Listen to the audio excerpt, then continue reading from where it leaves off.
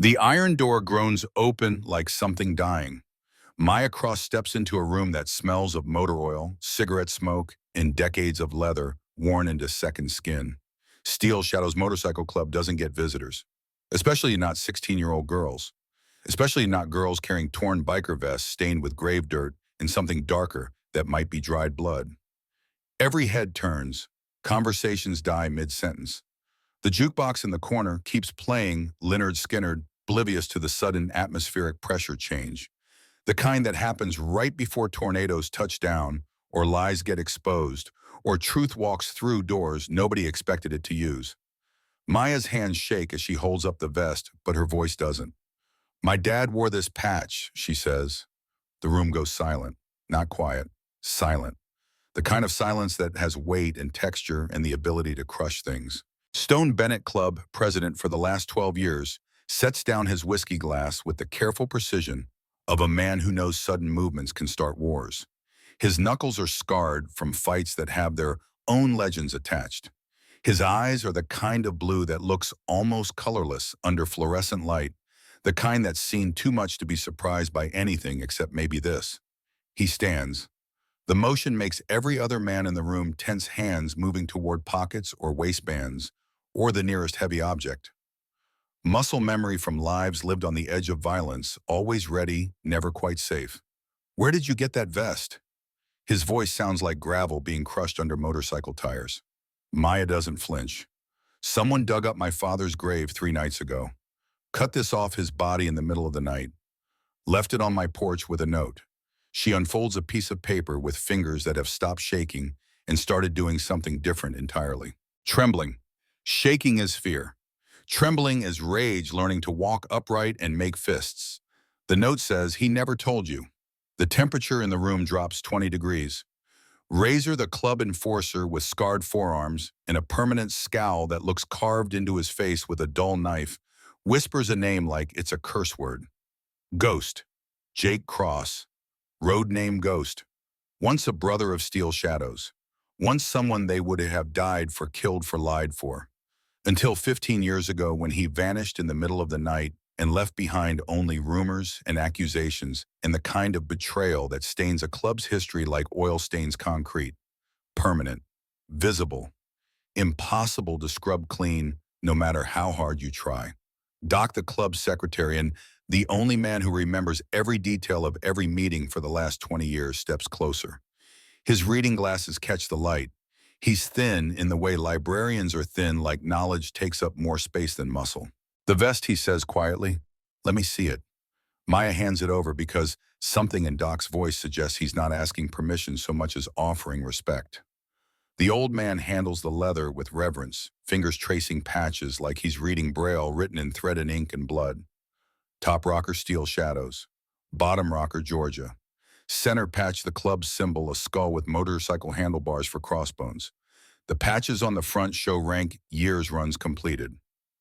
Brothers honored, but his fingers stop on empty space. Where's the diamond patch? The question hangs in smoky air like an accusation waiting for someone to catch it. Maya shakes her head. "I don't know what that means." Stone crosses the room in 4 strides, takes the vest from Doc's hands, stares at the empty space where something should be but isn't. His jaw works like he's chewing words too hard to swallow. Razor breaks the silence. Phoenix's diamond. Every officer gets one. Phoenix wore his until the night he died. The night Ghost disappeared. The pieces start connecting in ways that make the air feel thicker. Phoenix dead 15 years. Dead the same night Ghost vanished. Dead in what everyone believed was a Venom Rider's ambush that went wrong. A revenge hit for territory Steel Shadows had claimed. A message written in blood and brass casings. Phoenix and Ghost disappeared the same night, Doc says, voice carrying the weight of recorded history. Only Ghost came back to collect his bike. Phoenix didn't. We found Phoenix's body in an alley behind Murphy's bar 2 days later. Beaten, stabbed, left like garbage. And Ghost Maya asks, though she already knows the answer. "What did you think happened to him?" Stone meets her eyes, doesn't look away. "We thought he ran, thought he let his brother die. Thought he was a coward or worse, a traitor who set Phoenix up and saved his own skin." The words land like slaps. Maya's face doesn't change, but her hands close into fists tight enough that her knuckles go white. You branded my father a traitor. We branded a man who vanished when his brother died. A traitor, Stone replies. If your father had a different story, he never told it. Never defended himself. Never came back to explain. Just disappeared like smoke and stayed gone. Maybe he had reasons. Maya's voice cuts through the room like a blade through leather. Maybe the truth was more complicated than you wanted it to be. Stone studies her for a long moment. She doesn't look away, doesn't blink, doesn't give an inch. Something passes between them. Recognition, maybe? Or respect. The kind that happens when people realize they're looking in a mirror that shows who they used to be before the world taught them to be someone else. What do you want from us? He asks. The truth, Maya says simply. My father died 3 months ago. Heart attack. 51 years old, and his heart just stopped while he was drinking coffee and watching the sunrise. The doctor said it was probably genetic. I said it was probably heartbreak. She takes the vest back from Stone, holds it against her chest like armor. He raised me alone in a cabin 2 hours north of here. Worked construction, kept his head down, taught me to ride a dirt bike when I was 8, taught me to change oil when I was 10, taught me that loyalty means something even when the people you're loyal to don't know your name anymore. Her voice doesn't break, but it bends. He never talked about this place, never mentioned you. But 3 days before he died, we were sitting on the porch watching sunset, and I asked him if he had any regrets. You know what he said? The room waits. He said he regretted he couldn't tell me everything. But he didn't regret the choices he made. Said some promises are more important than being happy. Some promises are more important than being understood. Maya looks around the room at men who've built walls around their trust and moats around their loyalty. Men who've known betrayal and brotherhood in equal measure. Men who are already starting to see the outline of a story they never wanted to face. At the time, I didn't know what he meant. Now I think maybe you do. Stone looks at Razor, at Doc, at the dozen other men scattered around the clubhouse. The vote is silent but unanimous. The kind of agreement that happens when men realize they're staring at their own guilt in someone else's pain. We'll help you find the truth, Stone says. But you need to understand something. If your father was innocent, we owe him more than we can ever repay. If he wasn't, knowing the truth might hurt worse than not knowing. I've spent my whole life wondering why my father was sad, Maya replies. Wondering why he lived like a man in exile. Wondering why he never had friends or went anywhere or seemed at peace with himself. I'm done wondering. Whatever the truth is, it can't hurt worse than not knowing. Stone nods slowly. All right, we start tomorrow. No, Maya says, we start now. She pulls out her phone, shows them photos of her father's cabin. The false bottom in his closet she found 2 weeks ago while packing his things. The shoebox hidden underneath containing a key. P.O. Box 447, Crossville, Tennessee. 2 hours from here. I drove there yesterday. She swipes to the next photo. Stacks of receipts. Money orders. All made out to Steel Shadows MC. All signed anonymous. All dated once a month for the last 15 years. $300, Maya says. Every single month since the month he disappeared. My father never stopped paying his dues. Never stopped being your brother. He just did it where you couldn't see it. The room erupts. Not with noise, with movement. Men standing, reaching for the phone, passing it around like evidence in a trial that's been waiting 15 years for the defense to present its case. Doc takes the longest to study the photos. His hands shake slightly as he scrolls through dates. These match, he says quietly. We've been getting anonymous donations for 15 years. Use them for bail money, repairs, families of brothers who got locked up or hurt. We never question where they came from because clubs learn not to question money that arrives when it's needed most.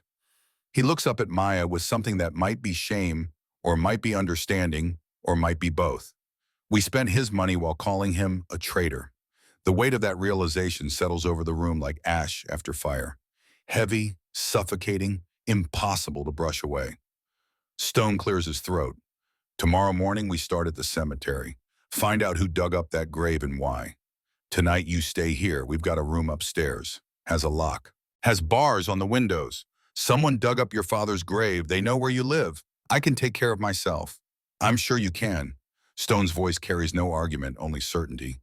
But your father sent money to protect this club for 15 years. We're returning the favor. Non-negotiable. Maya looks around the room one more time, at these men who cursed her father's name, who are only now beginning to realize they might have been wrong, who are offering protection born from guilt but delivered with sincerity. Fine, she says, but tomorrow I'm going with you. This is my investigation. Stone almost smiles, almost. Wouldn't have it any other way. The sun rises over Evergreen Cemetery like it has something to prove. Maya sits on her motorcycle outside the gate's helmet beside her on the seat waiting. She's been here since 5:30 in the morning because waiting at the clubhouse felt like weakness, and staying alone in that upstairs room felt like cage. The rumble of 8 motorcycles approaching sounds like thunder that forgot to bring lightning. Stone leads the pack, Razor and Doc flanking him like military formation. They pull up beside her in choreographed precision that speaks of decades riding together through weather and war, and worse. Stone kills his engine. You always this early? My dad used to say the early hours belong to people with clear consciences or guilty ones. I'm trying to figure out which one he was. They walk through the cemetery gates together. The groundskeeper, an old man named Harold, who looks like he's been part of the landscape longer than most of the headstones, meets them at the maintenance shed. His eyes go wide when he sees the steel shadows patches. We're not here to cause trouble, Stone says. We're here about the cross grave, the one that got robbed 3 nights ago. Harold's face does something complicated. Relief mixed with fear, mixed with the particular exhaustion of people who know more than they've been allowed to say. I told the police everything I know. Maya steps forward. Did you tell them about the tire tracks? The old man's eyes shift to her, studies her face, seems to find something there that makes a decision for him. Motorcycle tracks, deep treads, professional grade, not street legal. The kind riders use for off-road or for getting somewhere they're not supposed to be without leaving easy prints. Show me, Maya says. Not asks. Commands with the authority of someone who's earned the right to demand answers. Harold leads them to her father's grave. The earth has been filled back in, but the scar is visible. Dark soil against lighter grass. A wound in the ground that hasn't healed yet. Maya kneels, touches the dirt with her bare hand. This is where they cut the vest off my father's body. The tracks are still there if you know where to look. Harold points to faint impressions in the grass near the access road. I take photos of everything unusual.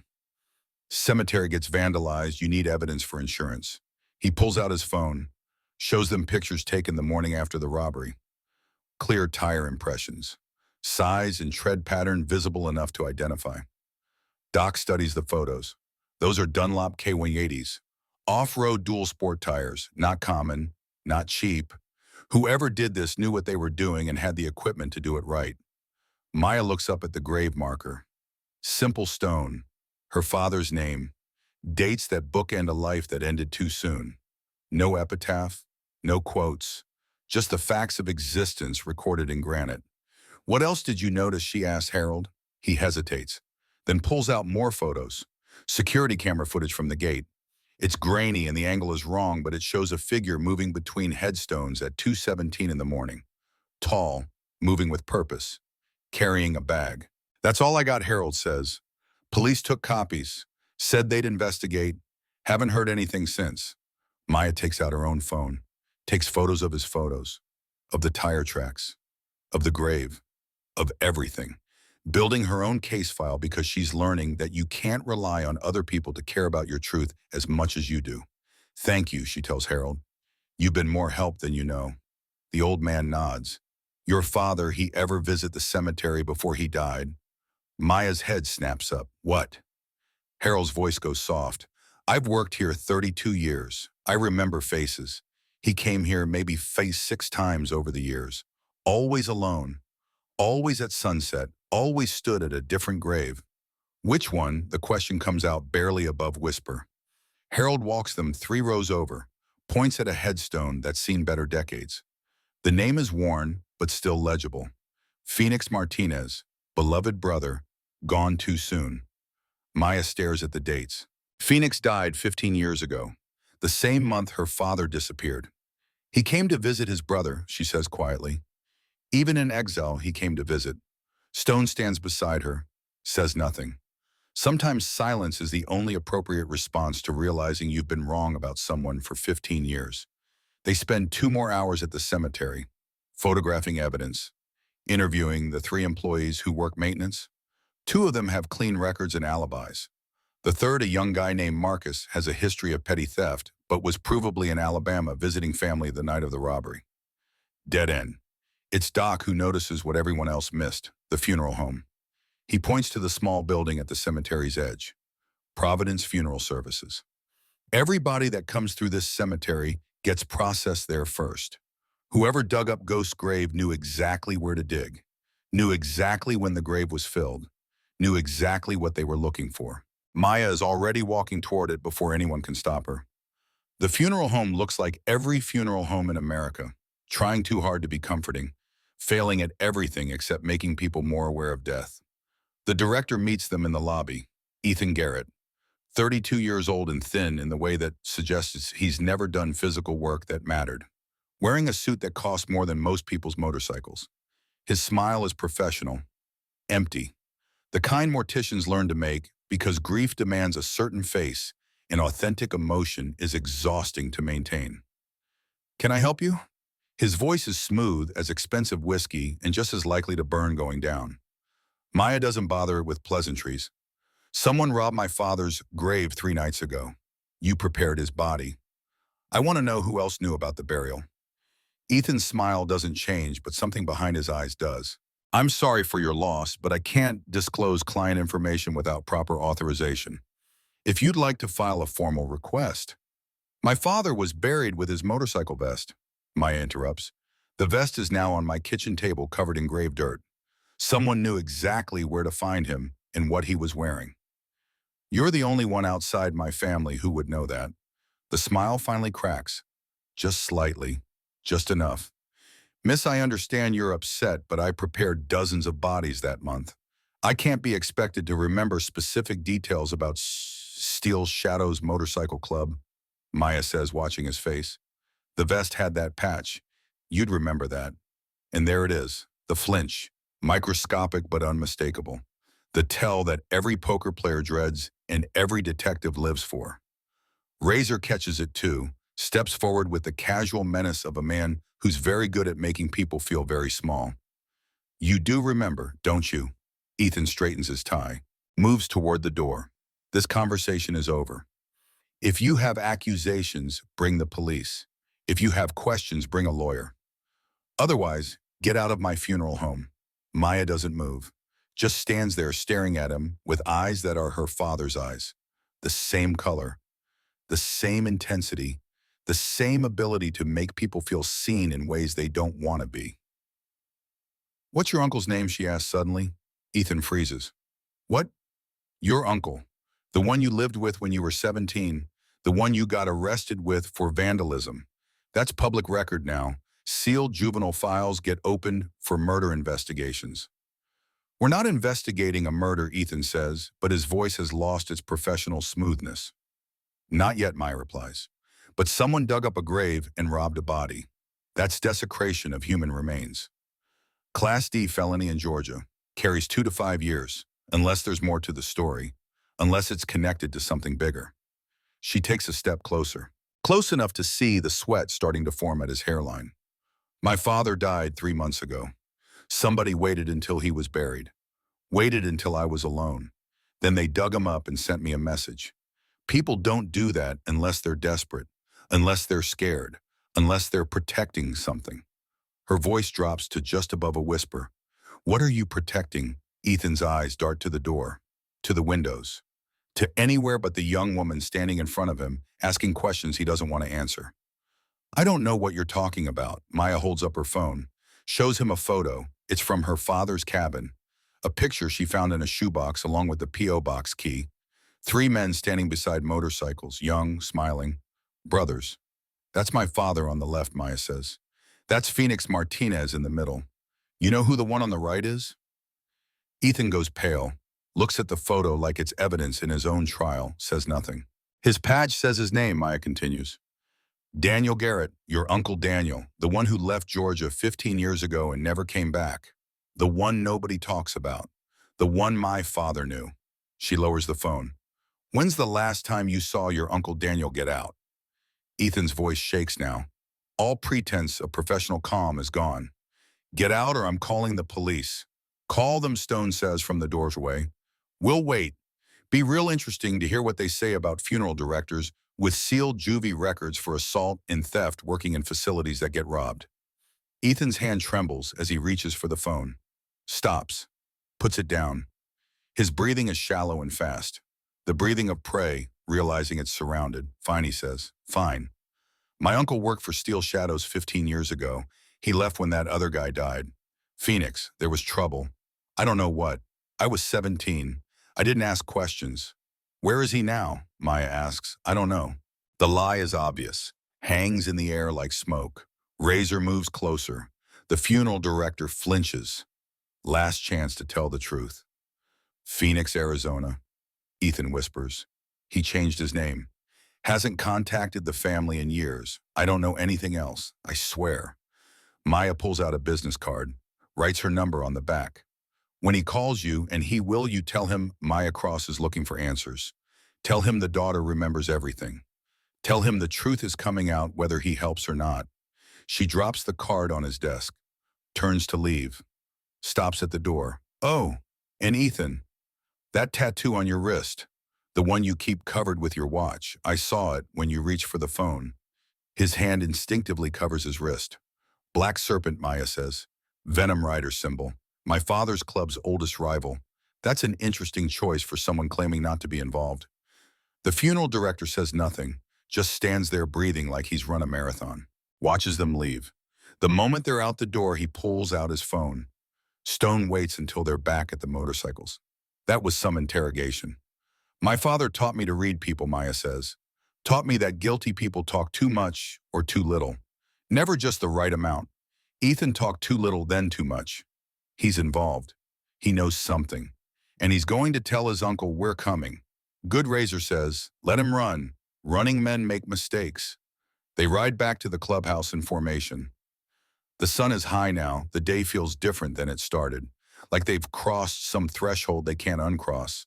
Like the truth is a door that's been kicked open and everything that was hidden is starting to spill out. Maya doesn't go to her room when they get back. Goes straight to the basement where Doc keeps the club records. The old man is already down there surrounded by boxes of paperwork that smell like decades in dust. I've been looking through financials, he says without looking up. Cross-referencing the anonymous donations with burial records and dates. Trying to find a pattern.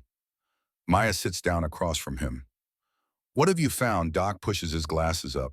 Your father's first payment arrived exactly 1 month after Phoenix's funeral. Every payment after that came on the same day, the 15th, never late, never early, like clockwork. He spreads out a timeline he's constructed, dates and events mapped in his precise handwriting. $300 might not sound like much, but over 15 years, that's $54,000. That's not guilt money. That's not conscience money. That's commitment. Maya studies the timeline. What was happening in the club during those years? Doc flips through a ledger. The usual. Runs, arrests, members dying or leaving. We had a bad year in 2012. 3 brothers got locked up on weapons charges. The anonymous money paid for lawyers. 2015 Razor's kid got cancer. Anonymous money covered hospital bills the insurance wouldn't. 2018 clubhouse roof collapsed during a storm. Anonymous money for repairs. He looks up at Maya. Your father kept this club alive. From exile. Without recognition. Without ever knowing if his sacrifice mattered. The weight of that sits between them like a third person in the room. There's something else, Doc says quietly. He pulls out an old ledger. This is Phoenix's book. He kept detailed records of everything. Members' dues runs expenses. Every officer keeps one. When Phoenix died, his book disappeared. We figured whoever killed him took it to hide evidence. Maya leans forward, but 3 years ago it showed up in my mailbox. No note, no explanation, just the book. Mailed from Tennessee. The same state where her father's P.O. box is located. The pieces are connecting faster now. Building a picture that's still incomplete, but getting clearer with every revelation. What's in the book, Maya asks. Doc opens it to a page marked with a sticky note. Discrepancies. Money going out that doesn't match club expenses. Small amounts at first, then bigger. All around the time Phoenix died. Embezzlement, Maya says. Someone was stealing from the club. Phoenix noticed. And maybe that's what got him killed. Doc nods slowly. And maybe your father knew who. Maybe that's why he disappeared. Maybe he was protecting the club from tearing itself apart over betrayal from within. Maya thinks about her father, about the man who raised her alone, who seemed sad even when he smiled, who taught her about loyalty and sacrifice and keeping promises even when nobody knows you're keeping them. He found evidence of who killed Phoenix, she says, and he chose to disappear rather than expose it because exposing it would have destroyed the club Phoenix died protecting. It's the only explanation that makes sense, Doc agrees, but who? Who was stealing? Who did Phoenix confront? Who killed him and made your father choose exile? The answer is in that funeral home, Maya says. Ethan Garrett knows, his uncle knows, and we're going to make them tell us. She stands up, pulls out her phone, starts making calls. First to the Tennessee post office to see if anyone remembers the man who rented box 4047. Then to property records in Phoenix, Arizona, looking for Daniel Garrett or any name changes filed in the last 15 years. Then to the Georgia Department of Corrections, looking for any sealed records involving Garrett family members. Doc watches her work. Methodical, focused, relentless. You're good at this. My father taught me to finish what I start, Maya says without looking up. He started telling the truth 15 years ago by sending that money. I'm going to finish it. The afternoon bleeds into evening. Maya works through dinner. Works through Stone checking on her twice. Works through Razor bringing her coffee that tastes like battery acid but has enough caffeine to fuel a small city. She finds property records first. Michael Cortez purchased a house in Phoenix, Arizona 14 years ago. Cash sale, no mortgage. The sale price matches almost exactly the amount that went missing from Steel Shadow's books, according to Phoenix's ledger. She finds a driver's license photo next. Michael Cortez, clean record, works as a mechanic at a Harley dealership, 58 years old. The photo shows a man with gray hair and a face that's trying very hard to look forgettable. But Maya has the old photo from her father's cabin, the one with 3 young men beside their motorcycles. She puts them side by side. Same nose, same jaw, same scar above the left eyebrow. Daniel Garrett and Michael Cortez are the same person. She's found him, the man her father protected, the man who might know why Phoenix died, the man who's been living under a new name while her father lived in exile. She goes upstairs and finds Stone in the main room. The club is gathered for evening drinks. Conversations stop when she enters. I found him, Maya says. Daniel Garrett, living in Phoenix as Michael Cortez, bought a house with stolen club money. Been there for 14 years. Stone stands. The room goes quiet in that way rooms do when everyone knows something important is about to happen. How do you want to handle this? He asks Maya. Not tells her. Asks, treating her like an equal in this investigation. Tomorrow morning I'm driving to Phoenix, Maya says. I'm going to ask Daniel Garrett what happened the night Phoenix died. I'm going to ask him why my father disappeared. I'm going to ask him what truth was worth 15 years of exile. She looks around the room at the assembled Steel Shadows members. You can come with me or you can stay here. But I'm going, with or without you. Stone nods. We ride at dawn. That night, Maya can't sleep. Goes downstairs to the empty clubhouse. Sits at the bar with her father's vest laid out in front of her, studies every patch, every stitch, every worn spot that speaks of years and miles and stories she'll never fully know. She's about to give up and try to sleep when her hands find something. A slight bulge in the lining, so small she almost missed it, hidden in the leather itself. She gets a knife from behind the bar, carefully cuts the stitching, reaches inside the lining with fingers that are steady now. Not shaking, not trembling, just focused. Her hand closes around something hard, pulls it out. A patch, diamond-shaped, smaller than the main club symbol, but no less important. The design is a skull with a motorcycle made of bones, hand-stitched, oiled, worn in some places, protected in others. Phoenix's diamond patch, the one that was supposed to be on her father's vest, the one that was missing, the one that proves her father carried his dead brother's memory in secret for 15 years. Not displayed on the outside where everyone could see, hidden inside where only he knew. Protected, cherished, remembered. Maya holds the patch up to the light. The stitching is meticulous. The kind of work that takes hours and steady hands, and the kind of love that doesn't need an audience. She thinks about her father sewing this into the lining before his burial, making sure Phoenix's memory would be buried with him and making sure the evidence of his loyalty would go to the grave. But someone dug it up. Someone who knew it was there. Someone who wanted it found. Or someone who wanted to make sure it stayed hidden forever. Maya sits there in the empty clubhouse holding her father's secret in her hands and understands. This isn't just about clearing his name. This isn't just about finding out who killed Phoenix. This is about honoring a promise that lasted 15 years. A promise to protect the club, even if they hated him for it. A promise to carry the weight of being misunderstood because being understood would mean breaking a dying brother's last wish. My dad wore this patch, she whispers to the empty room. Not where you could see it, but he wore it. Every day, every year, every moment of exile. She pins the diamond patch to her own jacket. Right side. Over her heart, where it belongs. Tomorrow they ride to Phoenix. Tomorrow they confront Daniel Garrett. Tomorrow they start getting answers. But tonight Maya Cross sits alone in a clubhouse full of ghosts and makes her own promise. She promises her father that his sacrifice won't be forgotten. She promises Phoenix that his death will finally be explained. She promises herself that the truth, no matter how long it takes to uncover, will come out. Because some promises are more important than being happy. Some promises are more important than being understood. And some promises are worth keeping even after the person who made them is gone. The first light of dawn breaks through the clubhouse windows. Maya is already dressed, already packed, already standing beside her motorcycle waiting. Stone comes out first, then Razor, then Doc, then 6 other members, all in their cuts, all ready to ride. We're going to Phoenix, Stone says. We're going to find Daniel Garrett. We're going to get the truth, and we're going to bring it back here where it belongs. Maya starts her engine.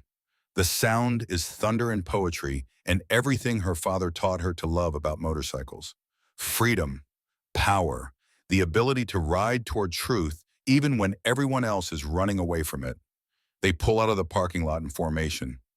8 motorcycles carrying the weight of 15 years of unanswered questions and one 16-year-old girl who refuses to let her father's sacrifice mean nothing. The road to Phoenix stretches out ahead of them. Long, hard, uncertain. But Maya Cross has spent her whole life wondering why her father was sad. Now she's going to find out. And once she knows the truth, she's going to make sure everyone else knows it too. Because her father wore a patch, a diamond patch, a brother's memory stitched into leather and carried in secret and protected with exile. He wore it in silence. She's going to make sure it speaks loud enough for everyone to hear. The ride to Phoenix takes 14 hours. They stop twice for gas and once for food nobody tastes. Maya leads the pack most of the way, pushing speeds that make Stone nervous, but he doesn't tell her to slow down. Grief has its own velocity, and sometimes the only way through it is fast and forward with no looking back. They cross into Arizona just after midnight. The desert air smells different than Georgia. Drier, thinner, like the landscape has been stripped down to its essential elements and nothing extra remains. Stone pulls up beside Maya at a red light on the outskirts of Phoenix. We finding a motel or riding straight through, he asks. Maya looks at him with eyes that haven't blinked enough in the last 200 miles. There's a medical examiner's office downtown. Opens at 8. I want to be there when the doors unlock. Stone nods. Motel it is. You need sleep even if you think you don't. They find a place off Interstate 10 that rents rooms by the hour and doesn't ask questions about motorcycle clubs or 16-year-old girls traveling with grown men. The desk clerk takes Stone's cash and hands over keys without making eye contact. Some businesses thrive on not seeing things. Maya's room smells like cigarettes smoked by people who died before she was born and cleaning products that gave up trying years ago. She doesn't care, lies on the bed fully clothed, stares at the ceiling, thinks about her father making this same drive in reverse 15 years ago, running from Georgia, running from truth, running toward a life sentence of loneliness so his brothers could stay together. Sleep doesn't come. At 4 in the morning, she gives up trying, showers in water pressure that feels like punishment, dresses in the same clothes, goes down to the parking lot where Razor is already awake, sitting on his bike, smoking a cigarette like he's trying to set a record for how much smoke one set of lungs can process. Can't sleep either, he asks. Maya shakes her head, thinking about tomorrow. Today, Razor corrects. It's already tomorrow. He offers her the cigarette. She waves it off. My dad never smoked. Said it was a slow suicide and he had too much to live for, even when it didn't look like it. Razor takes a long drag. Your old man, he was different than what we thought. Maya sits on the curb.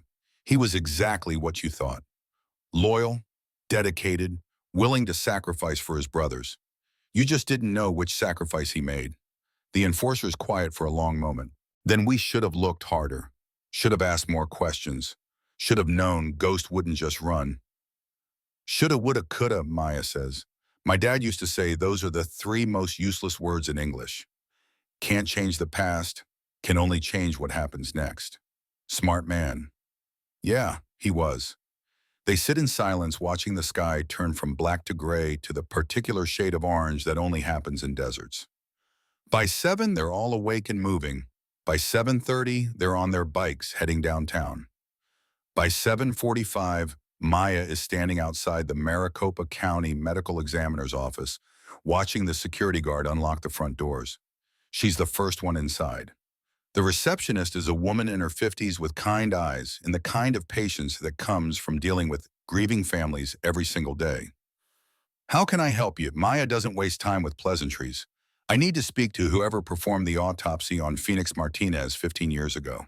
The receptionist's face does something complicated. Honey, our records from that far back are archived. It would take weeks to pull a file that old, and we'd need proper authorization from next of kin or law enforcement. I am next of kin. Maya lies smoothly. He was my uncle. I'm writing a book about his life. I just need to speak with the medical examiner who signed the report. The woman studies Maya's face. Seems to find something there that makes her want to help. Let me make a call. She picks up the phone, has a quiet conversation that lasts 3 minutes. Hangs up. Dr. Patricia Chen. She's been here 23 years. She remembers the case. Says if you want to talk, she's got 15 minutes before her first autopsy of the day. Dr. Chen's office is exactly what Maya expected. Certificates on the wall, photos of grown children who probably wish their mother had a less morbid profession. Coffee mug that says world's okayest medical examiner. The doctor herself is small and precise with gray hair, pulled back in a bun, tight enough to give normal people headaches. She gestures to a chair. Phoenix Martinez. I remember that case. Young man, motorcycle club member. Died from what looked like gang violence. Maya sits forward. What do you mean looked like? Dr. Chen pulls up a file on her computer. Old scanned documents. The images load slowly like the truth is reluctant to appear on screen. Official cause of death was a single stab wound to the abdomen. Bled out internally. But the scene was staged to look like a beating gone wrong. Staged how the doctor pulls up autopsy photos. Points to details. Superficial bruising on the face and arms. Defensive wounds on the hands. But the fatal wound clean. Precise. Upward trajectory. The kind you get from someone who knows anatomy. Someone who knew exactly where to strike. She zooms in on the wound pattern. The killer was taller than the victim, right-handed. Struck from the front during what appears to have been a conversation, not a fight. Phoenix wasn't defending himself when he was stabbed. He was standing still, talking, trusting. He knew his killer, Maya says. Without question, this wasn't random violence. This was personal, intimate, the kind of murder that happens between people who know each other well enough to get close. Maya's heart hammers against her ribs. Was there a police investigation? Dr. Chen's face darkens. There was, but it got shut down fast. Some detective made calls to people with badges bigger than his. Case went cold within a week. Officially unsolved, unofficially forgotten. She leans back in her chair. Why are you really here? My father was Phoenix's brother, Maya says. And this time it's not a lie. He disappeared the same night Phoenix died. Spent 15 years in exile while everyone thought he ran. I think he knew who killed Phoenix. I think he stayed quiet to protect people who didn't deserve protection. Dr. Chen studies her for a long moment, then opens her desk drawer, pulls out a folder. Physical copy, the kind you're not supposed to keep but people do anyway when they know the official record is wrong. I kept this, she says, because Phoenix Martinez deserved better than being written off as gang violence. Because someone out there knows the truth, and I hope someday they'd care enough to ask. She slides the folder across the desk. In there, you'll find my complete findings, including the detail I was told to omit from the official report. What detail? Dr. Chen's voice goes quiet. Phoenix was alive for approximately 8 minutes after being stabbed. With that kind of wound, he would have been conscious for at least 5 of those minutes, bleeding, in pain, but able to speak. Someone was with him when he died. Someone heard his last words. Maya's hands shake as she takes the folder. Thank you. The doctor stands. I don't know what you're going to do with that information. But Phoenix Martinez was 28 years old. He had his whole life ahead of him. Whoever killed him took that. Whoever covered it up let them get away with it. Time somebody balanced those scales. Maya walks out of the medical examiner's office with the folder clutched against her chest like a shield. Stone is waiting outside with the others. He takes one look at her face and knows, you got it. I got more than that. Phoenix was alive when my father found him. They talked. Dad heard his last words. And then he made a choice. What choice? Maya opens the folder, shows them the autopsy photos, the detailed analysis, the trajectory of the knife wound, the estimated time of death. Everything that proves Phoenix's murder wasn't random gang violence, but calculated betrayal. My father knew who did this, Maya says, and he chose to keep the secret because Phoenix asked him to. They stand in the parking lot in the Arizona sun, reading through documents that rewrite everything they thought they knew. Doc is the first to speak. If Ghost knew who killed Phoenix, why didn't he tell us? Why take the blame? Because exposing the killer would have torn the club apart, Maya says. Think about it. Phoenix dies. Ghost disappears. Everyone assumes Venom Riders did it. The club stays unified. Angry, but unified. But if the killer was one of your own, if it was a brother, you would have had civil war. Stone's face goes pale. Internal betrayal is the worst kind. Exactly. So Phoenix's dying wish must have been for the club to survive intact. And my father honored that wish even though it cost him everything. The weight of that realization settles over them like the desert heat. Oppressive. Inescapable. Impossible to ignore. Razor breaks the silence. We need to find Daniel Garrett. Now. They spend the rest of the morning tracking down Michael Cortez. It's easier than it should be. He's not hiding. Why would he be? As far as he knows, the secret died with Ghost 3 months ago. The truth was buried in a grave in Georgia. Nobody was supposed to dig it up. But Maya did. They find him at Southwestern Harley-Davidson. He's in the service bay working on a fat boy. Older now, grayer, wearing coveralls with his fake name stitched on the pocket. But Maya would recognize that face anywhere. She's been staring at the photo of him with her father and Phoenix for 3 weeks. The resemblance to Ethan is unmistakable. Same nose, same jawline, same way of holding himself like he's always waiting for bad news. Maya walks right up to him, doesn't hesitate, doesn't introduce herself, just holds up the photo of 3 young men beside their motorcycles. Daniel Garrett, she says, or should I call you Michael Cortez? The wrench in his hand drops, hits the concrete floor with a sound like a gunshot. His face goes through about 15 different expressions in 2 seconds. Shock, recognition, fear, calculation. More fear. Who are you, Maya Cross? Ghost's daughter. And I want to know why my father spent 15 years in exile while you lived under a fake name spending stolen club money. Daniel looks past her, sees 8 Steel Shadows members standing between him and the only exit, sees Razor cracking his knuckles, sees Stone's expression that promises violence if the wrong words come out. I don't know what you're talking about. Maya pulls out her phone, shows him the autopsy report. Phoenix Martinez, stabbed once, upward trajectory. Killer was taller, right-handed, struck from the front during conversation. You're 6'2". Phoenix was 5'9". You're right-handed. She swipes to the next document. Property records showing Michael Cortez purchased a house 14 years ago for cash. The exact amount that went missing from Steel Shadow's books, according to Phoenix's ledger. You embezzled from the club, Maya continues. Phoenix discovered it, confronted you. You killed him. My father found Phoenix dying and made a promise to protect the club from the truth, even if it meant becoming the villain. Daniel's breathing goes shallow. His eyes dart around looking for escape routes that don't exist. I want a lawyer. We're not cops, Razor says. We don't have to give you a lawyer. Maya steps closer, close enough to see the sweat forming on Daniel's forehead, close enough to smell his fear. My father died 3 months ago. Heart attack. 51 years old. The doctor said genetic. I say it was the weight of carrying your secret for 15 years. She pulls out the diamond patch. Phoenix's patch, the one her father carried hidden in his vest. He protected you. He let everyone think he was a traitor. He lived alone and died alone, and raised me to believe in loyalty even when it destroys you. All so the club wouldn't tear itself apart hunting for Phoenix's killer. Daniel's voice cracks. I didn't mean to kill him. We were arguing. He found the books, found out I was skimming, said he was going to tell Stone. I panicked. The knife was just there. I didn't think. I just reacted. So you killed your brother over money. It wasn't supposed to happen like that. Daniel's face crumples. Ghost found me right after. Phoenix was still alive, still talking. He looked at Ghost and he said, protect them.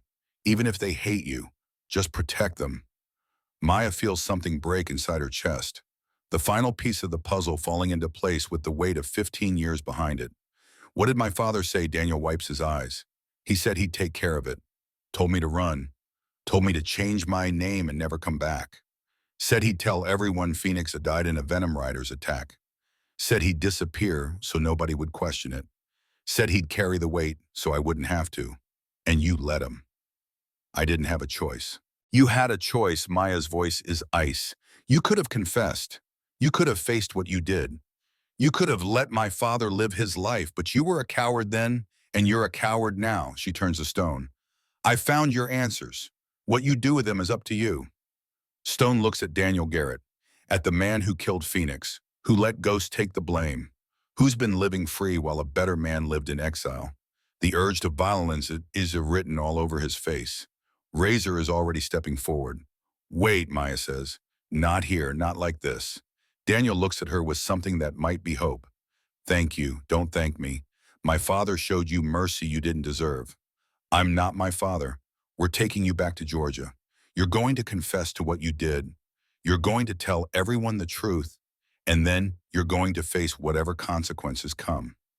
You can't make me. Maya pulls out her phone again, shows him photos of Ethan. Your nephew robbed my father's grave. I have evidence. I have witnesses. I have him on camera at the cemetery. He's facing felony charges unless he cooperates. He's already talking to save himself.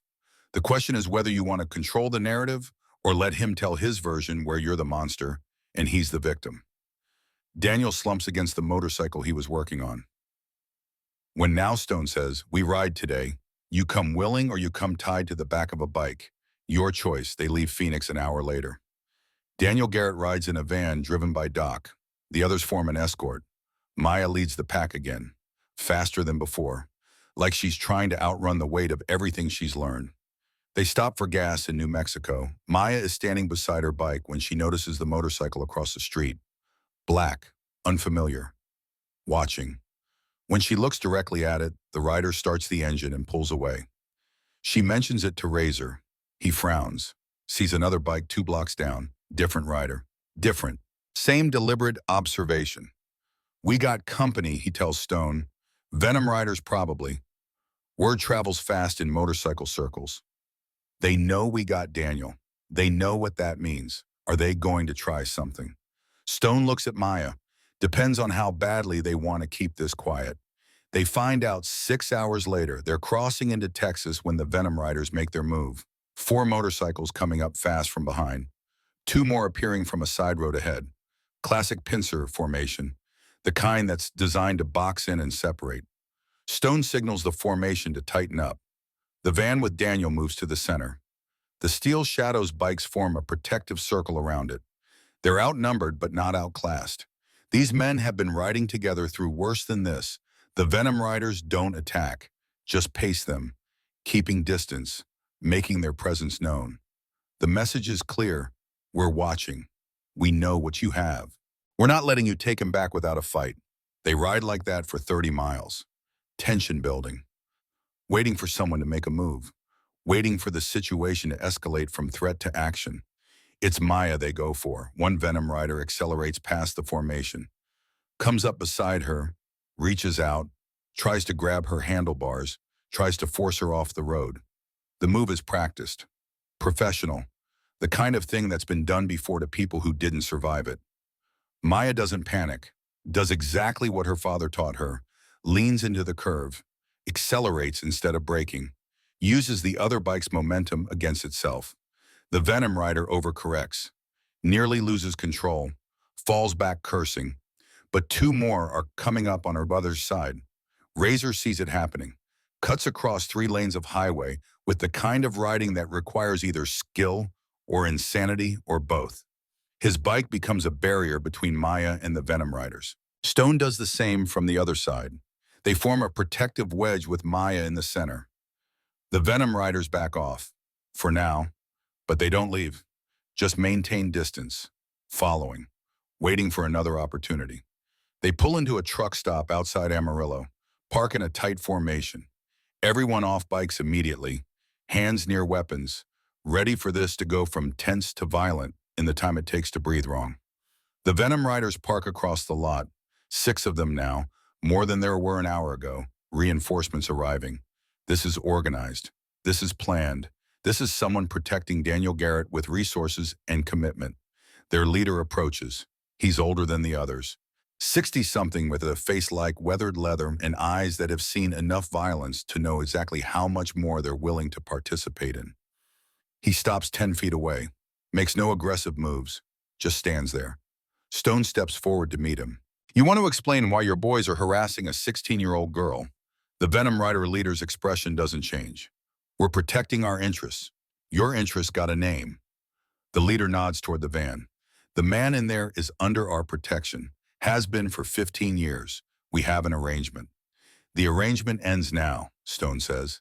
He's going back to Georgia to face what he did. That's not going to happen.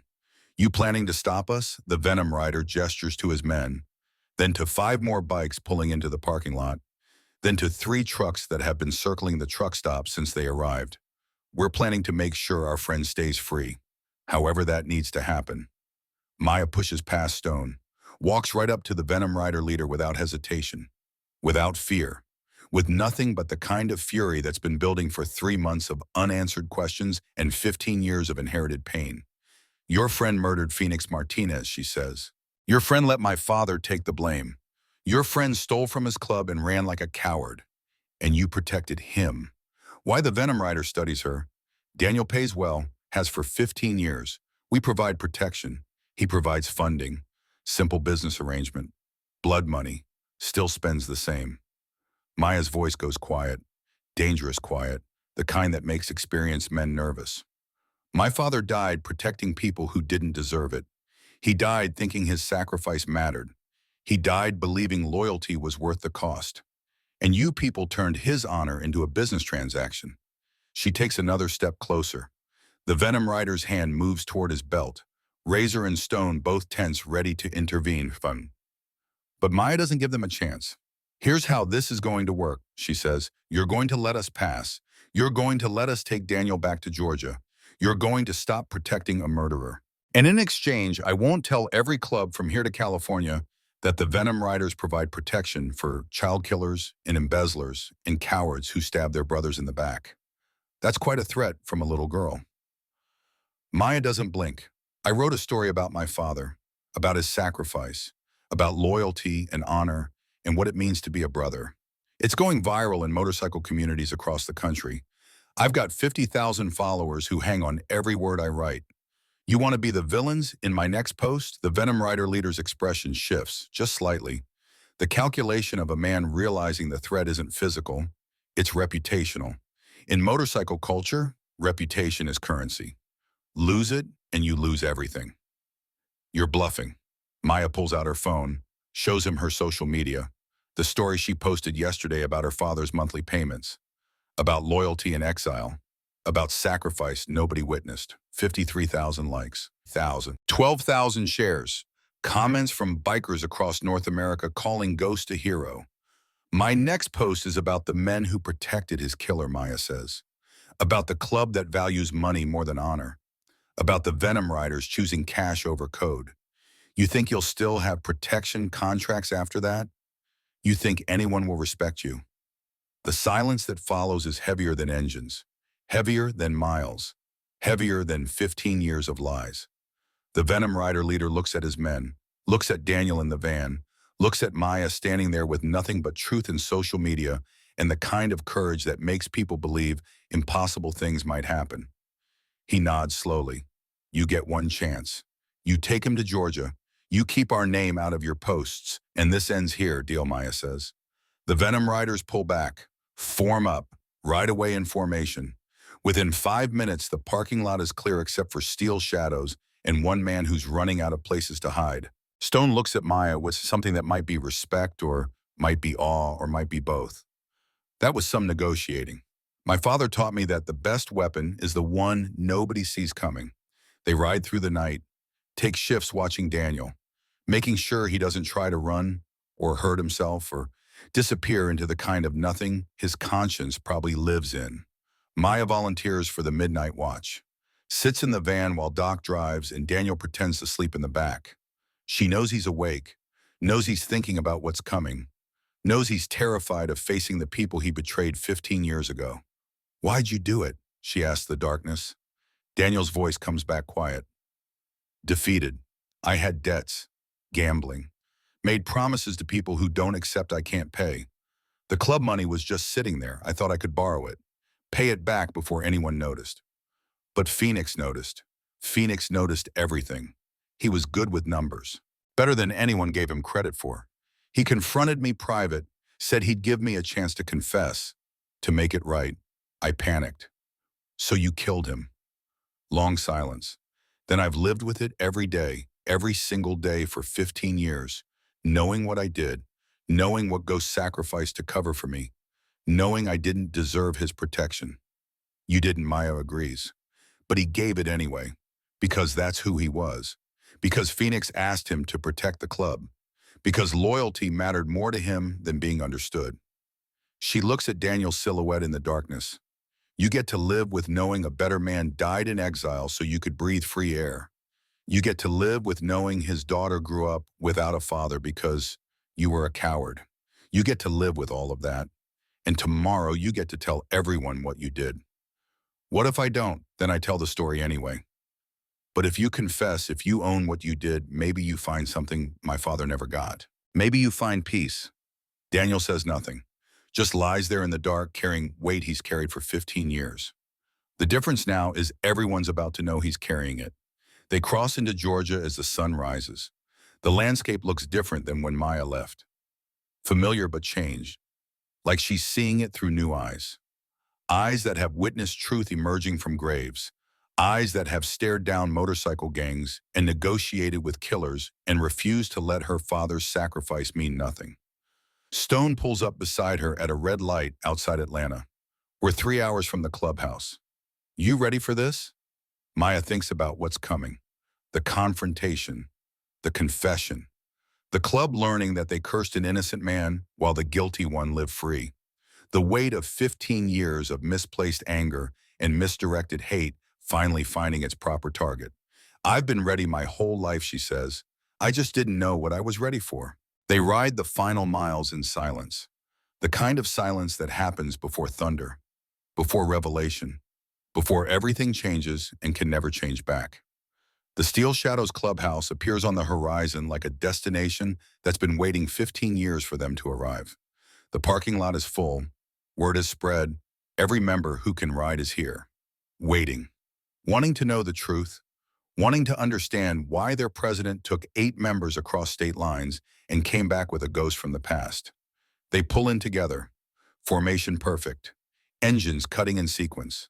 The sound echoes off the clubhouse walls and dies in the afternoon air. Maya is the first one off her bike. She walks to the van. opens the door. Daniel Garrett steps out, blinking in the Georgia sunlight like a man emerging from a cave, or a grave, or 15 years of living under a lie. The club members see him. Recognition spreads like wildfire. Whispers become murmurs, become exclamations. Daniel Garrett, supposed to be dead or gone, or forgotten. Standing here breathing and looking guilty as sin itself. Stone raises his hand, the noise stops. Every eye turns to the club president waiting for explanation. This is Daniel Garrett, Stone says. Some of you remember him. Some of you heard the stories. All of you are about to hear the truth. He looks at Maya. She's the one who found it. She's the one who deserves to tell it. Maya stands on the clubhouse steps, above the crowd, visible to everyone. She holds up the diamond patch, Phoenix's patch, the one her father carried in secret. My dad wore this patch, she says. Her voice carries across the parking lot. Strong, clear, unbreakable. Not where you could see it, hidden inside his vest, protected, honored, remembered. For 15 years he carried his brother's memory while you called him a traitor. The crowd shifts uncomfortably. Guilt is a heavy thing when it lands on large groups. Phoenix Martinez didn't die in a Venom Rider's attack, Maya continues. He was murdered by one of his own, by Daniel Garrett, who embezzled from this club, who got caught, who stabbed Phoenix to keep him quiet. She points at Daniel. Tell them what Phoenix's last words were. Daniel's voice shakes but carries. He said, protect them, even if they hate you. Just protect them. He was talking to Ghost, asking him to keep the club together even if it meant taking the blame. And Ghost did, Maya says. He disappeared. Let you run. Let everyone think he was the traitor. Sent money every month for 15 years to support the club that cursed his name. Raised me alone and died alone and never once broke the promise he made to his dying brother. The silence that follows is absolute. The kind that happens when people realize they've been living in a lie so complete that truth feels like a foreign language. Stone steps forward. Daniel Garrett, you're under arrest, not by law, by Brotherhood. You killed Phoenix. You let Ghost suffer. You stole from this club and lived free while better men paid your price.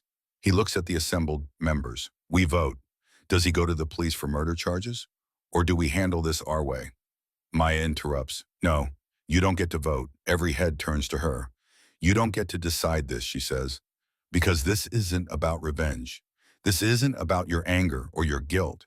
This is about honoring my father's sacrifice. And he sacrificed so this club would stay together. So brothers wouldn't turn on brothers. So violence wouldn't tear apart what Phoenix died trying to protect. She walks down the steps, stands in front of Daniel. You're going to the police. You're going to confess to murder. You're going to face trial and prison and whatever justice the law provides. Not because I want revenge, but because the truth needs to be official. Because my father's name needs to be cleared in every record. Because Phoenix deserves a real investigation. She turns to the club, and you're going to honor my father properly. You're going to tell his story. You're going to make sure every member knows what he sacrificed. You're going to turn his name from cautionary tale into honored legend. Stone nods slowly. The vote is unanimous without being spoken. Justice, truth, honor. The things Ghost stood for, even when it cost him everything. They call the police. 2 detectives arrive within an hour. Daniel confesses everything. The embezzlement, the murder, Ghost's sacrifice. 15 years of living under a fake name while an innocent man suffered exile. The detectives take him away in handcuffs. The club watches in silence as the man who destroyed their brotherhood gets loaded into a car, heading toward consequences he's avoided for 15 years. Maya watches too, feels something settle in her chest. Not peace exactly, but completion. The first chapter of her father's story is ending. The second chapter, the one about honor and remembrance, is about to begin. Doc approaches her as the police car pulls away. You did it. You found the truth. You got justice. Your father would be proud. Maya looks at the clubhouse, at the men who cursed her father for 15 years, at the place he called home before sacrifice forced him to leave, at the brotherhood he protected even from a distance. This isn't finished, she says. Justice is just the beginning. Now comes the hard part. What's that? Making sure nobody forgets. She pulls out her phone, starts typing. The story is flowing now. Every detail, every revelation, every moment of the investigation that brought truth out of darkness. Her fingers move across the screen like her father's fingers probably moved across handlebars. Confident, practiced, going exactly where they need to go. The post goes live at sunset. Within an hour, it has 10,000 shares. Within 3 hours, 50,000. By midnight, motorcycle clubs across the country are reading about Ghost, about loyalty in exile, about sacrifice nobody witnessed until his daughter made them see it. Maya sits on the clubhouse steps reading comments from strangers who never met her father, but understand what he did. Men writing about their own sacrifices, women writing about misunderstood fathers, people writing that they'll never look at loyalty the same way again. Stone sits beside her. You're changing minds. I'm telling truth. People are changing their own minds. He's quiet for a moment. Then, we're creating a memorial inside the clubhouse for Phoenix and Ghost both, brothers who gave everything. We want you to help design it. Maya looks at him. Really, you know your father better than anyone. You understand what he stood for. This memorial needs to honor that properly. She nods, thinks about what her father would want. Not glory, not attention, just remembrance. Just the truth preserved so it can't be buried again. I'll do it, she says, but on one condition. Name it. The memorial includes space for others, for brothers who sacrificed in silence, for people who made hard choices to protect something bigger than themselves. My father's story isn't unique. It's just the one I could tell. There are others out there carrying weight nobody sees. They deserve to be honored too. Stone extends his hand. Deal. They shake on it. The beginning of something that's bigger than justice or revenge or even truth. The beginning of legacy. The beginning of making sure sacrifice in silence gets remembered in the light. Maya stands, stretches, realizes she hasn't slept in 40 hours and probably won't sleep much tonight either. Too much to do, too much to write, too many people waiting to hear the rest of the story. She looks up at the stars, thinks about her father looking at these same stars from a cabin 2 hours north. Alone, exiled, carrying weight that would have crushed smaller men. I found the truth, Dad, she whispers to the night. I told everyone. I made them understand. Your sacrifice meant something. Phoenix's wish came true. The club stayed together. And now they know why. The stars don't answer. Stars never do. But somewhere in the silence, Maya feels something. Not her father's presence, not his ghost, just the certainty that she's done what needed doing, that truth has been served, that justice is coming, that the second chapter of her father's story is being written in real time. And this chapter, this one belongs to her. She walks back into the clubhouse where Stone is already calling an emergency meeting, where Doc is pulling out records to build a proper timeline, where Razor is drafting a formal apology to Ghost Memory, where brothers who cursed a name are preparing to honor it. The work is just beginning, but Maya Cross is ready, because some promises are more important than being understood, and some daughters are willing to make sure those promises get remembered. 2 days after Daniel's arrest, Maya stands at her father's grave with a plan that took 48 hours of no sleep and too much coffee to complete. The cemetery looks different in morning light, less like a place where bodies rest and more like a place where truth gets excavated one shovelful at a time. She's not alone. Stone is there. Razor, Doc. 16 other Steel Shadows members in full cuts forming a semicircle around the headstone that reads Jake Cross. The dates, nothing else. Her father lived 51 years, and the stone gives him 11 words. She's about to give him something more. The groundskeeper Harold stands at respectful distance. He helped her with arrangements, made sure the grave was properly tended, made sure flowers were fresh, made sure the man who visited Phoenix's grave for 15 years finally got visitors at his own. Maya doesn't wait for someone else to speak first. This is her ceremony, her father, her truth to tell. My dad wore this patch, she says, holding up the diamond. Her voice carries across the cemetery like it carried across the clubhouse parking lot 2 days ago.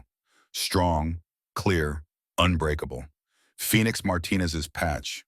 Officer rank, earned through loyalty and service and brotherhood. She kneels at the grave. The grass is still damp from morning dew. The earth is still settling from 3 months of her father being underneath it, but it feels less like an ending now and more like a beginning. Phoenix died asking my father to protect this club, Maya continues, even if they had to hate him for it, even if it meant exile, even if it meant spending 15 years being called a traitor by the only family he ever had besides me. She places the diamond and patch on the clean vest that's been returned to the grave, positions it exactly where it belongs. Left side, over the heart, where officers wear their diamonds, where her father carried it in secret. Dad kept his promise. He disappeared. He let Daniel Garrett run. He sent money every month. He protected you from civil war. He died alone because he chose to live alone rather than break the word he gave to his dying brother. The assembled Steel Shadows members stand in absolute silence. Some have tears running down weathered faces. Some have jaws clenched so tight they might crack teeth. All of them are learning what it feels like when guilt and gratitude arrive at the same time. You failed him, Maya says, not accusing, just stating fact. You called him a coward. You made his name into a warning. You told new members his story as an example of betrayal. You took his money and cursed his memory. Stone starts to speak. Maya holds up a hand. But he didn't fail you. Not once. Not ever. He was the most loyal brother you ever had, and you never knew it because loyalty sometimes looks like distance. She stands, brushes dirt from her knees, looks at each man individually. So now you honor him properly. Now you clear his name in every record. Now you tell his story the right way. Now you make sure every person who rides with Steel Shadows knows about the man who gave up everything so his brothers could stay together. Stone steps forward. We will. I swear it. No, Maya says. I'm not finished. She pulls out a second patch from her jacket. This one is new, made in the last 48 hours by a woman in Atlanta who does custom embroidery and didn't ask questions when Maya showed up at midnight with specific requirements. The patch is simple. Black background, white lettering, Ghost's daughter. I don't want membership, Maya says. I don't want to be a Steel Shadow. That was my father's family, not mine. But I want his legacy protected. I want his sacrifice remembered.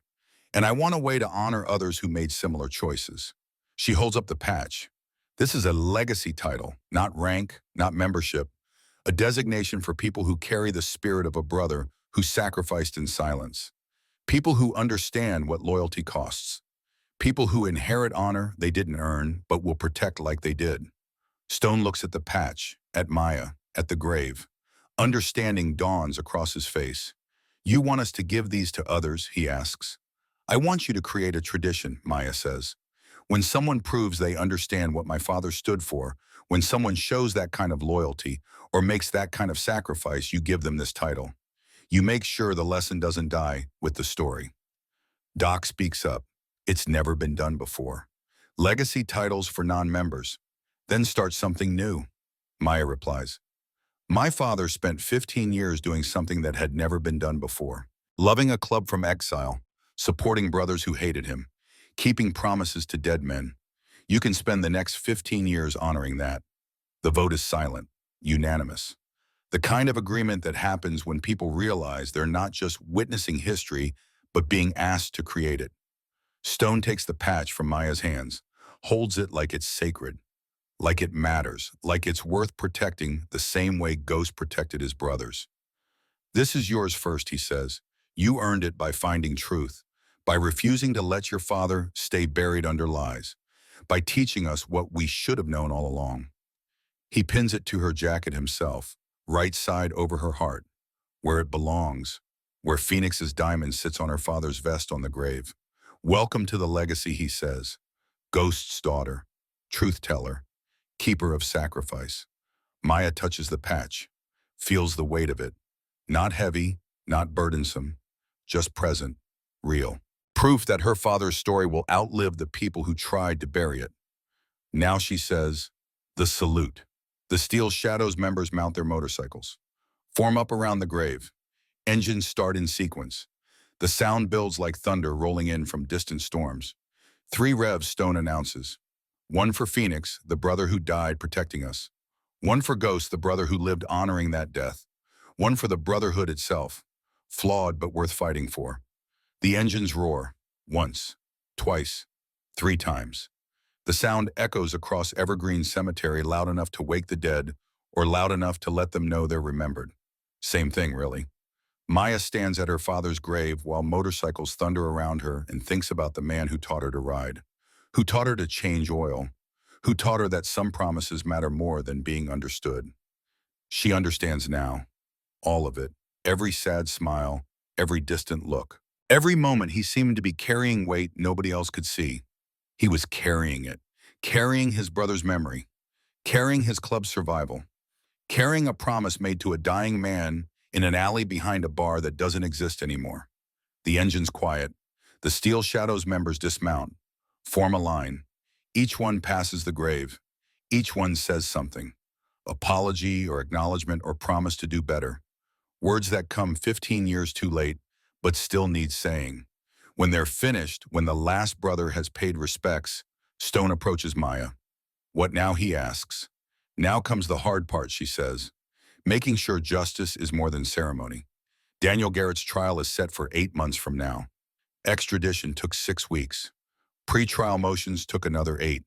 The wheels of justice turn slow, but Maya learns to be patient, learns to use the time productively.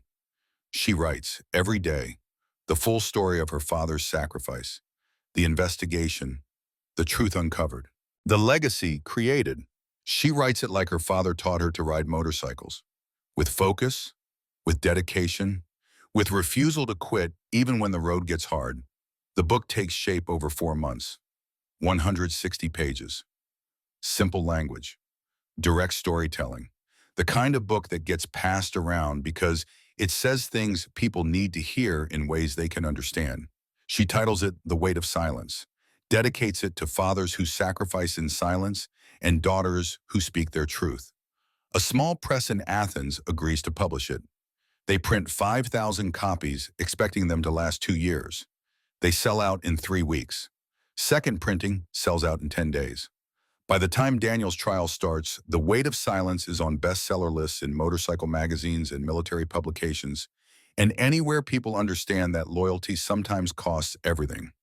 Maya attends the trial every single day, front row, making eye contact with Daniel every time he looks her direction, never flinching, never looking away, just present, witnessing, making sure he knows that Ghost Daughter is watching his reckoning unfold.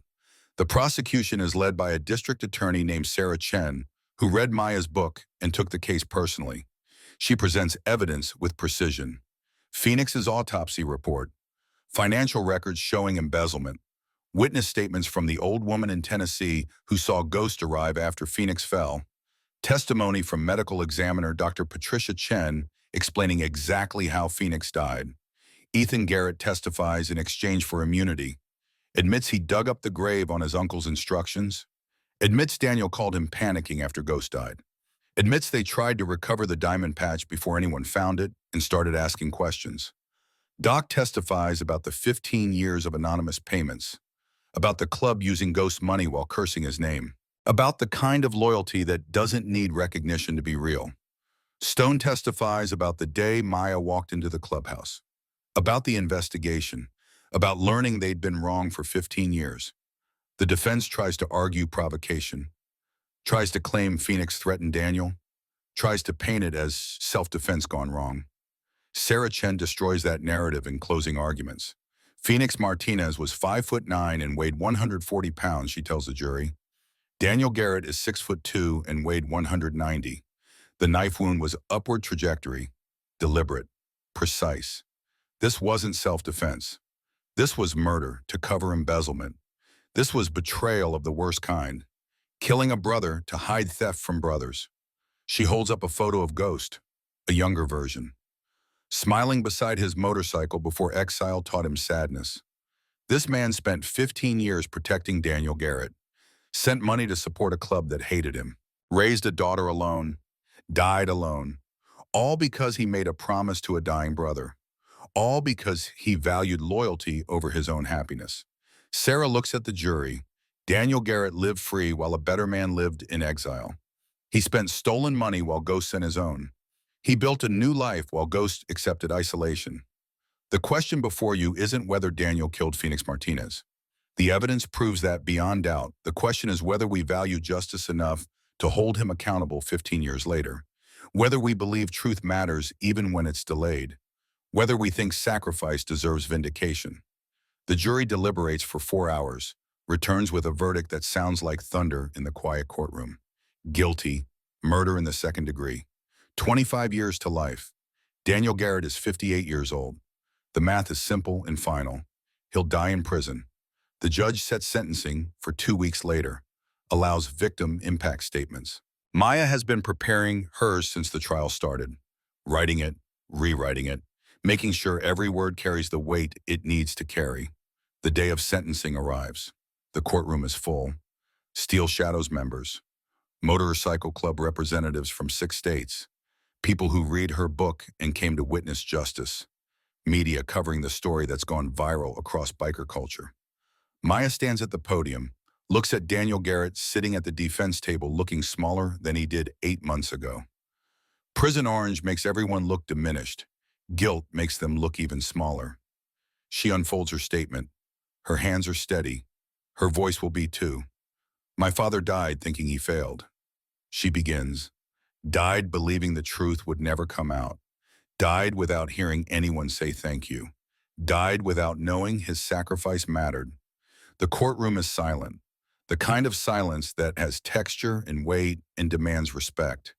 He raised me in a cabin 2 hours north of here, worked construction, kept his head down, taught me to ride a dirt bike when I was 8, taught me to change oil when I was 10, taught me that loyalty means something even when the people you're loyal to don't know your name anymore. She looks up from the paper, makes eye contact with people in the gallery. I spent my whole life wondering why my father was sad, why he never had friends, why he seemed to carry weight nobody else could see. Now I know he was carrying the weight of protecting people who didn't deserve protection, the weight of keeping promises to dead brothers, the weight of loyalty that costs everything and returns nothing except the knowledge that you kept your word.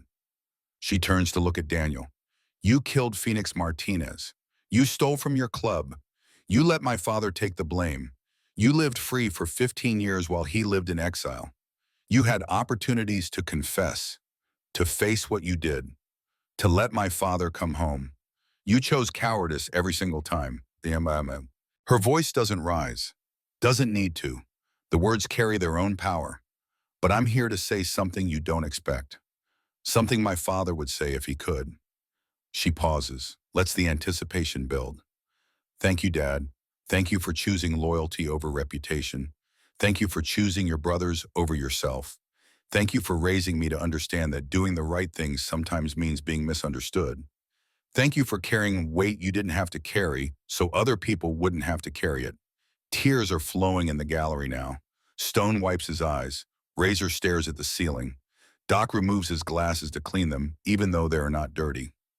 As for you, Maya says to Daniel, my father forgave you. I know because he had opportunities to expose you and didn't. He chose mercy when you chose murder. He chose protection when you chose betrayal. She folds the paper.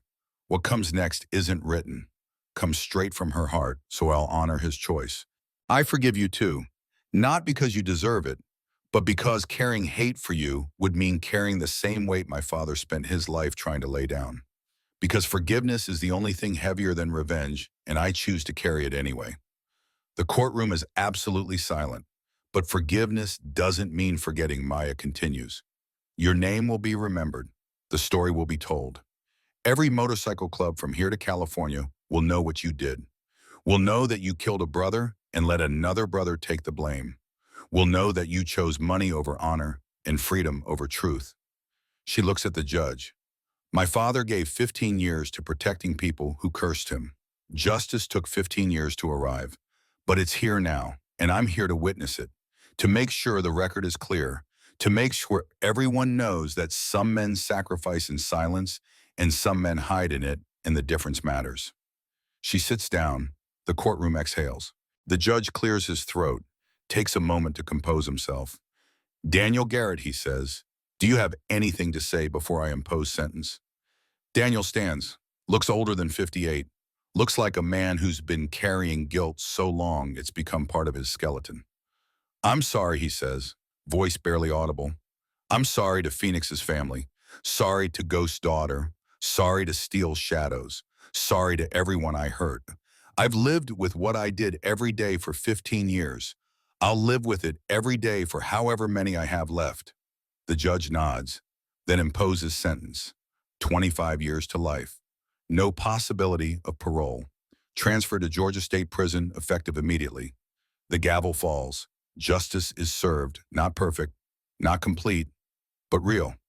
Maya watches them take Daniel away, watches the man who destroyed her father's life being led toward consequences he avoided for 15 years. Feels something settle in her chest. Not happiness, not satisfaction, just completion. The knowledge that truth has been acknowledged in official record, that her father's name is cleared in every document that matters. Outside the courthouse, reporters swarm. Microphones and cameras, and questions shouted over each other.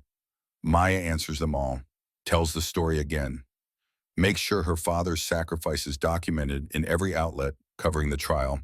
A reporter from Rolling Stone asks what she'll do now. "Now I make sure nobody forgets," Maya says. 6 months after the trial, Steel Shadows Motorcycle Club holds a dedication ceremony. The memorial Maya designed is complete, takes up an entire wall inside the clubhouse. Phoenix's photograph, Ghost's photograph, the diamond patch under glass. Below it, a plaque Maya wrote herself. "Brothers who gave everything." Phoenix Martinez died protecting his club from betrayal. August 15, 2009. Jake Ghost Cross lived protecting his club from truth. August 15, 2009. May 3, 2024. One who died to save the Brotherhood.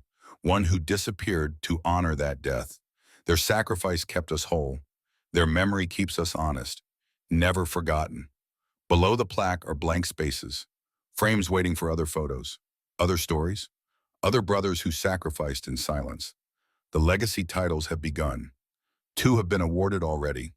One to a member's widow who kept the club financially solvent during a bad year without anyone knowing. One to a former member who took a weapons charge that should have been split among 6 people to keep the others out of prison. Ghost daughter patches are being earned. The tradition is growing. Maya's idea is becoming part of Steel Shadow's culture, part of motorcycle culture, part of the larger conversation about what loyalty means and what it costs and why it matters. Maya attends the dedication ceremony, watches stone unveil the memorial, watches grown men cry while reading the plaque, watches the club she investigated for betraying her father become the club that honors his memory properly. Afterward, she sits at the bar with Doc going through story submissions. People are writing in, bikers from across the country sharing their own stories of sacrifice, of loyalty in darkness, of promises kept when nobody was watching. "We're creating something bigger than your father," Doc says. "We're creating a legacy that extends beyond one man or one club." "That's what he would have wanted," Maya replies. "He didn't sacrifice for glory. He sacrificed because it was right, because promises matter, because loyalty means something even when nobody knows you're being loyal." She's 18 now, graduated high school 2 months ago.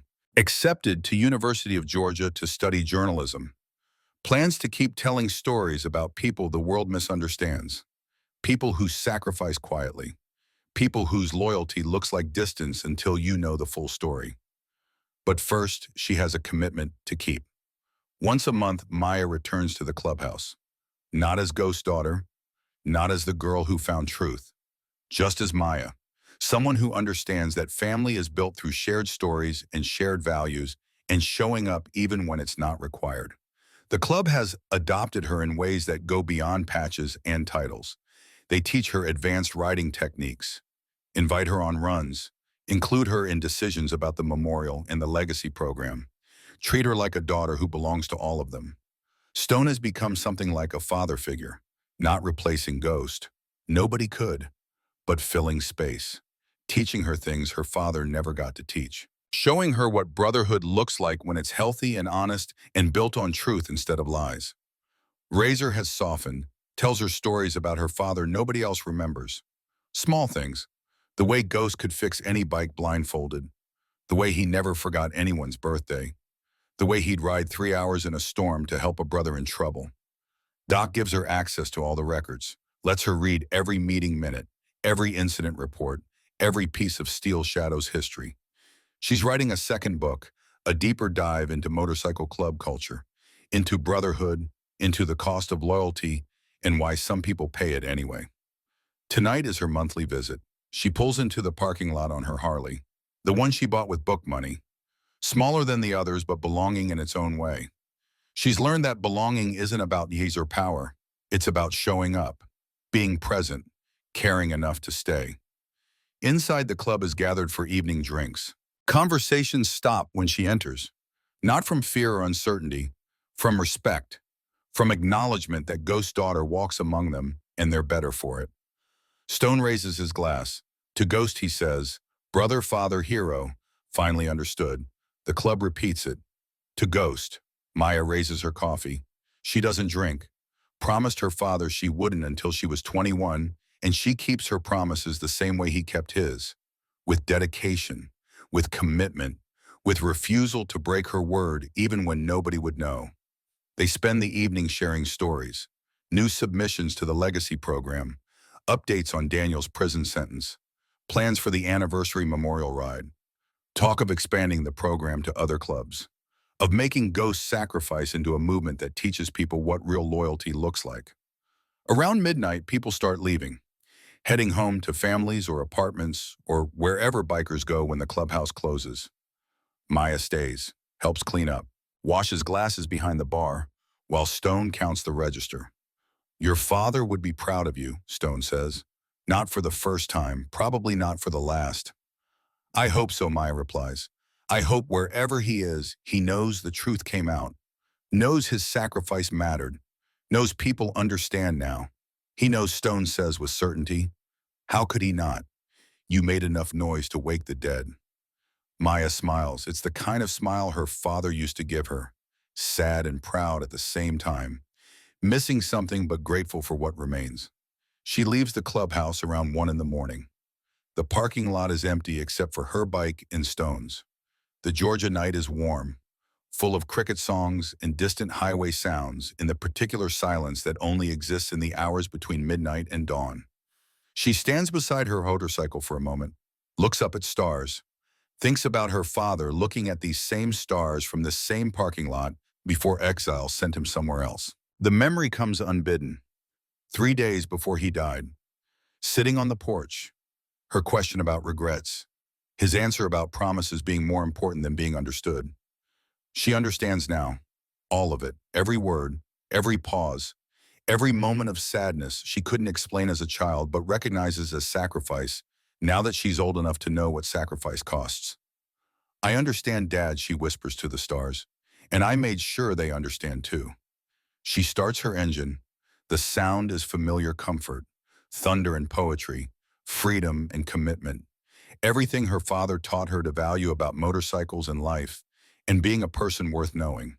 She rides north, toward the cabin where she grew up, toward the place her father had built a life from exile and loneliness and love that didn't need an audience to be real. Tomorrow she'll pack for college, start the next chapter, begin the journey toward whatever future she's building from the foundation her father left. But tonight she rides, under stars that have witnessed everything, on roads her father traveled, carrying truth he protected, wearing a patch that says Ghost Daughter like it's a title earned through inheritance but maintained through choice, because that's what it is. Her father gave her a legacy, not money or property or easy answers, but truth, loyalty, understanding that some promises matter more than being happy, that some sacrifices save things bigger than one person, that being misunderstood is worth it if the people you protect survive whole. She carries that legacy forward. Every mile, every story, every person who reads her book or hears her speak or learns about the man who loved his brothers enough to let them hate him.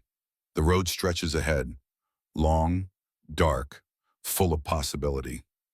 Maya Cross rides toward it the way her father taught her, with courage, with purpose, with refusal to quit even when the road gets hard.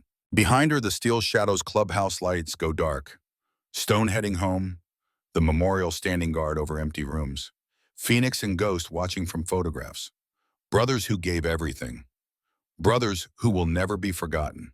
Because Ghost's daughter made sure of it. Because some promises are more important than being understood. And some daughters are willing to make sure those promises echo loud enough for everyone to hear. The engine sounds fade into distance. The stars keep watching. The truth keeps spreading. And somewhere in whatever comes after, Jake Ghost Cross knows his sacrifice meant something, knows his daughter understands, knows the weight he carried for 15 years has finally been lifted, not by forgiveness, not by vindication, by truth. Truth that took 15 years to surface.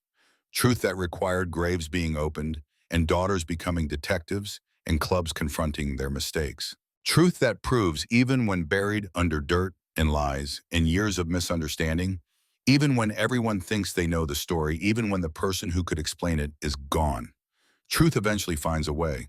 It always does.